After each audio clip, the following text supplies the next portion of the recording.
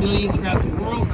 And yet, if you believe Xi Jinping, and I don't, less than 5,000 people have died in China from COVID-19, which equates with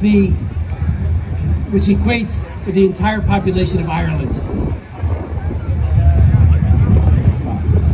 谢谢陈为民，感谢他的艰苦工作辛勤创作，让我们有这样的一个地方可以来思考，可以来期待我们看到这个就想起习近平，他在从中国向全世界释放了这样的一个邪恶的病毒，在很多地方很多人都死去比方说在我们的州新泽西有26000人死去在加州有6万多人死去，在整个美国有60多万，全世界几百万的人死去那可是在中国呢，他说只有几千人几百人死去这我们当然不相信。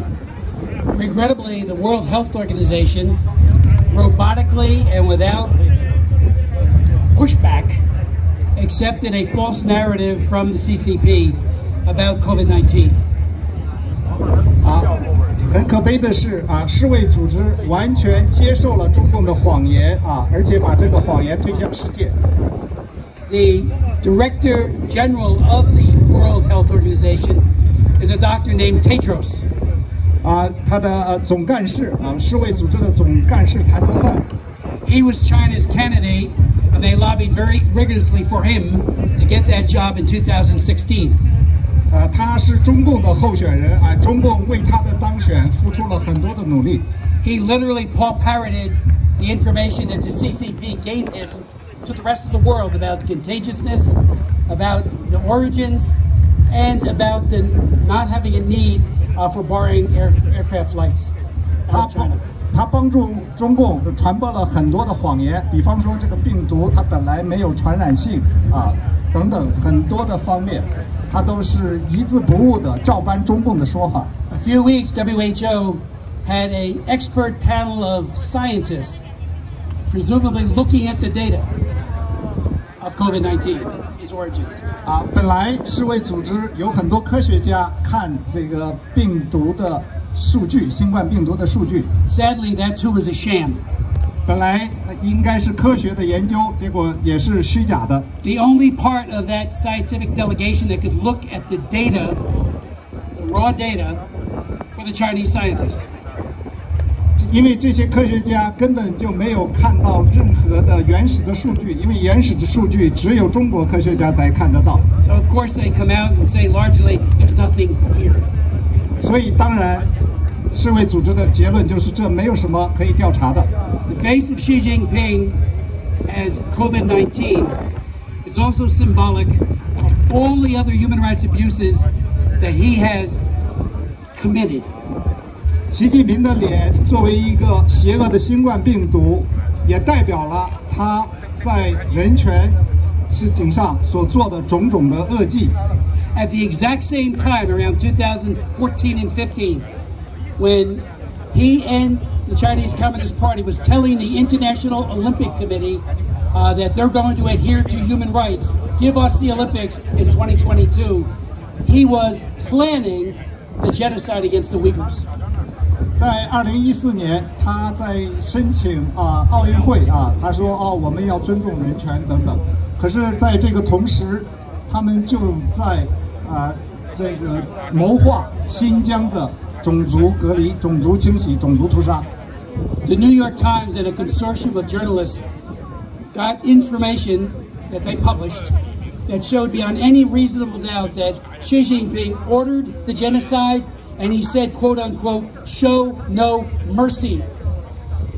纽约时报的得到的可靠的信息，毫无疑问的确凿的证明了习近平亲自下令的这个种族清洗对于维吾尔人的而且习近平的话就是说绝不手软。The businesses of the United States, the big corporations like Coca-Cola and the others, really need to stop being complicit in the gross violations of human rights in China. 美国的跨国公司必须不要再做中共的作恶上的同谋。Look at all the abuse. Forced abortion. Reggie Littlejohn spoke eloquently about that earlier. There's been no greater crime systematically employed against women and their babies than coercively aborting something on the order of 400 million babies. 让我们看一看中共所犯下的罪恶。仅仅在计划生育这一个名义下，就有4亿的婴儿被强迫流产，这是多么可怕的一个数字 ！The missing girl children and now women in China, which may number as many as 60 million, because they were exterminated through sex selection abortion, because they were only allowed 1 or maybe 2. 有6000万的女婴被强制的结束生命，仅仅因为这种强制的计划生育让人们只能选择男孩。And that has led to an explosion of human trafficking, particularly sex trafficking, because the women simply do not exist, having been exterminated by the cruelty of the Chinese Communist Party. 所以这个造成很严重的这种贩卖人口各种就性交易。Again, let me reiterate: no tyranny need be forever. I again thank Bob Fu for his tenacious work on religious freedom. Bob, thank you. 没有任何一个专制政权可以长久下去那我在这里再次感谢傅希秋牧师，特别感谢他在信仰自由上所做的不懈努力。Whether it be the crushing of Hong Kong in broad daylight, the Tibetan Buddhists, the Uyghurs, the Muslims, and the Christians who are now finding themselves increasingly being tortured and thrown into the gulag. No evil need be forever. We need to pray, fast, and work very smart and tenaciously to help usher in and help the people of China realize their destiny, which is a democratic China. 我们要看看中共所犯下的一切罪恶，在香港，在维吾尔人身上，在西藏，还有对于基督徒等等的迫害。我们面对这些，我们怎么能无动于衷？所以我们要日夜的为此努力我们要让中国人意识到，只有中国的民主化才是中国的福音，世界的福音。谢谢史密斯议员。那么我们接下来有请自由雕塑公园人发言人 Lisa 女士来致辞。Lisa。Let's welcome